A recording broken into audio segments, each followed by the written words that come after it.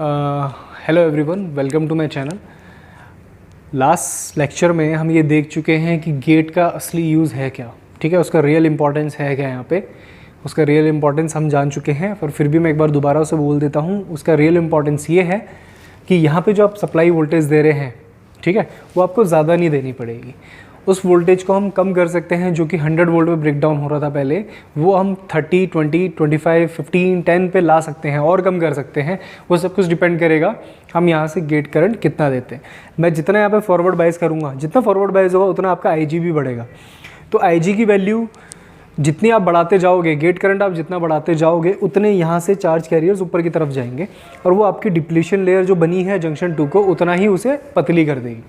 और जितना वो पतला होता जाएगा आपका डिप्लीशन लेयर J2 जंक्शन का, उतना ही आपका ईजिली यहाँ पे कम वोल्टेज से ब्रेक डाउन हो जाएगा। ठीक है, तो वो करने का तरीका क्या है, IG को बढ़ाओ और आपका ब्रेक डाउन पहले पालो। ठीक है, तो अब IG जब तक, जो सबसे पहले वाला हमने केस देखा था उसमें हमने IG को 0 माना था, क्योंकि हमने यहाँ से कोई सप्लाई दी नहीं थी। तब मुझे ब्रेक ओवर वोल्टेज कितनी लग रही थी, 100 वोल्ट।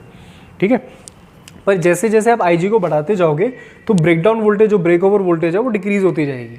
मतलब कि पहले जो 100 वोल्ट पे ब्रेक डाउन हो रहा था, वो अब 70, 50, 30, 25, 20 इतने वोल्ट पे आके आपको ब्रेक डाउन मिल जाएगा और आपका SCR फायर हो जाएगा, मतलब कि ऑन हो जाएगा। ठीक है, तो गेट का काम क्या है, गेट का काम यही है कि कम वोल्टेज पे आपको SCR फायर करवा देगा। ठीक है, बट इसमें एक फ़ायदा ये भी है कि गेट को हमें हमेशा ऑन रखने की, मतलब यहाँ से हमेशा सप्लाई प्रोवाइड करने की ज़रूरत नहीं है। यहाँ पे एक स्विच लगा सकता हूँ मैं बीच पे। स्विच इस तरीके से रहेगा कि ऑन ऑफ वाला स्विच रहेगा, मतलब कि किसी टाइम पे यहाँ पे गेट करंट जाएगा, किसी टाइम पे गेट करंट नहीं जाएगा। तो अगर मान लेते मैं यहाँ पे एक स्विच लगा लेता हूँ, यहाँ पे मेरा गेट टर्मिनल है पर मैं उसे मेंशन नहीं कर रहा अभी, मैंने एक स्विच लगा लिया सिंपली ऐसा।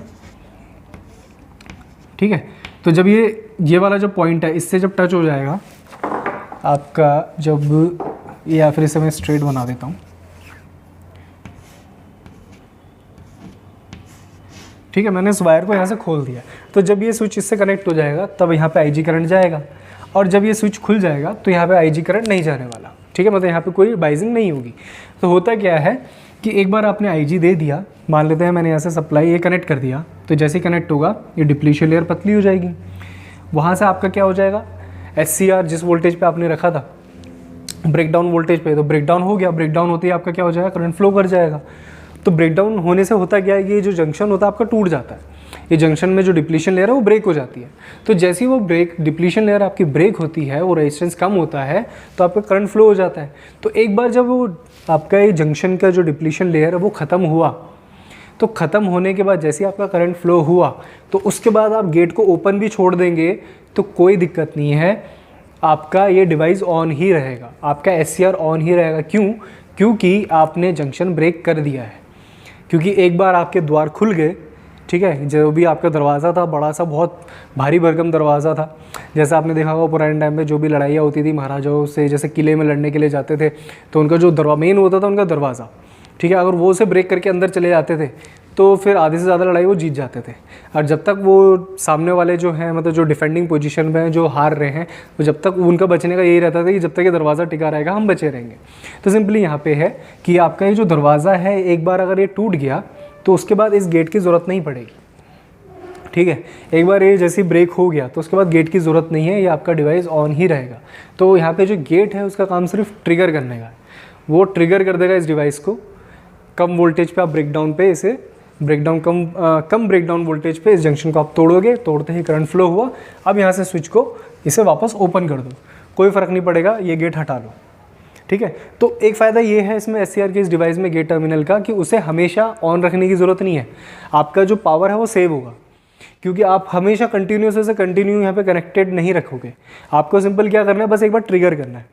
ट्रिगर किस हिसाब से करना है कि डिप्लीशन लेयर को पतला कर देना है, और यहाँ से आपको वोल्टेज कम वोल्टेज पे ब्रेक डाउन हो जाएगा, करंट फ्लो हो जाएगा।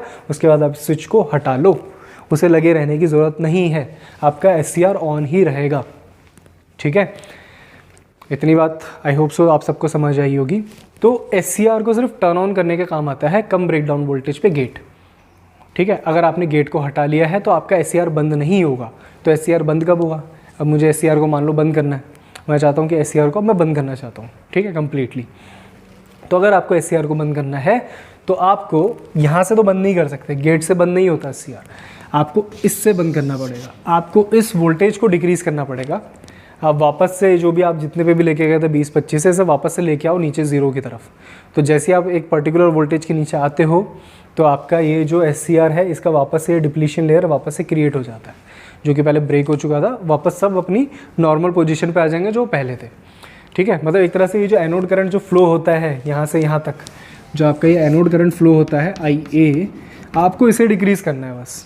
तो इसको डिक्रीज़ करेंगे तो ही आपका SCR ऑफ होगा। तो मतलब SCR को अगर ऑन करना है तो गेट से ट्रिगरिंग कर सकते हो। मतलब SCR को ऑन करने के लिए ये भी चाहिए और ये भी चाहिए, दोनों चाहिए।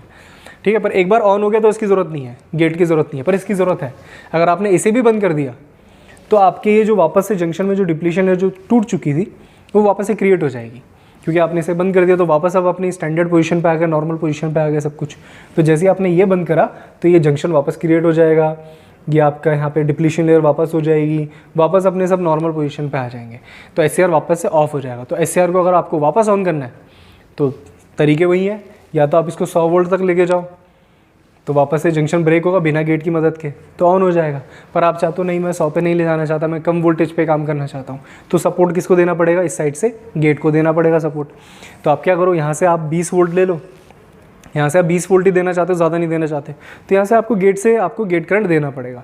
तो जैसे आप गेट करंट दोगे तो गेट करंट देते ही क्या होगा कि यहाँ पे डिप्लीशन लेयर पतली होगी और 20 वोल्ट वाला 20 वोल्ट पे भी ब्रेकडाउन हो जाएगा। ब्रेकडाउन हो गया, एक बार SCR ऑन हो गया, करंट फ्लो हो गया, तो अब आपको ये स्विच लगे रहने की ज़रूरत नहीं है, लगे रहने की ज़रूरत नहीं है, इसे हटा लो।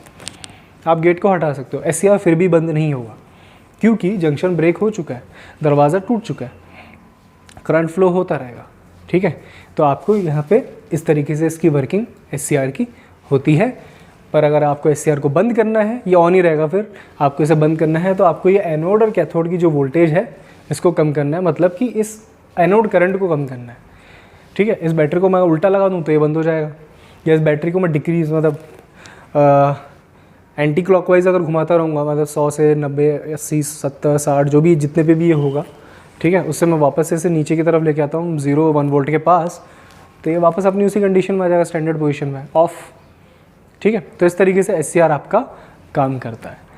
ठीक है, तो अब हम इसका ग्राफ भी बनाएंगे नेक्स्ट क्लास में नहीं, एक्चुअली इसी लेक्चर में मैं ऐड कर देता हूँ कि आपका जो ग्राफ वाला पोर्शन है वो भी यहीं बना देते हैं कि इसका ग्राफ कैसे बनने वाला है। और वो बहुत सिंपल है, अगर आपको पहला वाला समझ आता तो दूसरा जो उसमें एडिशन मतलब जो उसमें ऐड होगा ग्राफ में, उससे समझना कोई मुश्किल काम नहीं है।